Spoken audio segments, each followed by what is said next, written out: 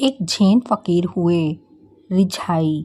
वह एक गांव के रास्ते से गुजर रहे थे। तभी एक आदमी पीछे से आया और उन्हें लकड़ी से मारकर भाग गया। इस भागदौड़ में रिझाई को चोट पहुंचाने में उसके हाथ से लकड़ी छूट गई और ज़मीन पर नीचे गिर गई। रिझाई लकड़ी उठाकर पीछे दौड़ा कि मेरे भाई अपनी लकड़ी तो लेते जाओ।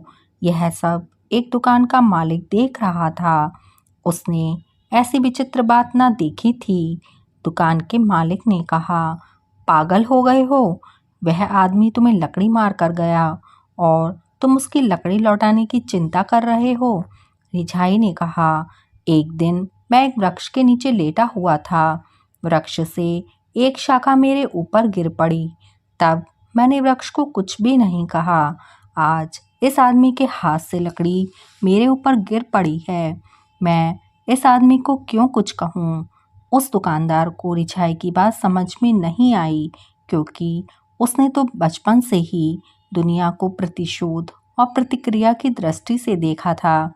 उसने कहा, रिझाई तुम पागल हो। वृक्ष से शाखा का गिरना और बात है, इस आदमी से लकड़ी तुम्हारे ऊपर गिरना वह बात नहीं है। रिझाई कहने लगा, मेरे लिए तो सदा एक सी ही बात रही है। यह कहकर रिझाई एक दूसरी घटना उसे सुनाने लगे। एक बार मैं एक नाव खे रहा था। एक खाली नाव आकर मेरी नाव से टकरा गई। मैंने कुछ भी ना कहा। रिझाई ने अपनी कहानी आगे बढ़ाई। एक बार ऐसा हुआ कि मैं किसी और के साथ नाव में बैठा हुआ था और एक नाव जिसमें कोई आदमी सवार था और चला रहा था, आकर उससे हमारी नाव टकरा गई। तो वह जो आदमी मेरी नाव चला रहा था, वह दूसरे नाव वाले को गालियां बकने लगा। मैंने उससे कहा, अगर नाव खाली होती तब तुम गाली बकते या ना बकते? तो उस आदमी ने कहा, खाली नाव को मैं गालियां क्यों बकता?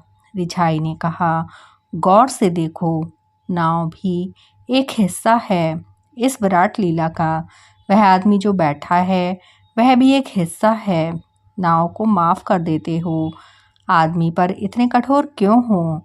शायद वह दुकानदार फिर भी नहीं समझा होगा, क्योंकि समझने के लिए बुद्ध हो जाना पड़ता है जो उंगली माल तक को माफ़ कर दे।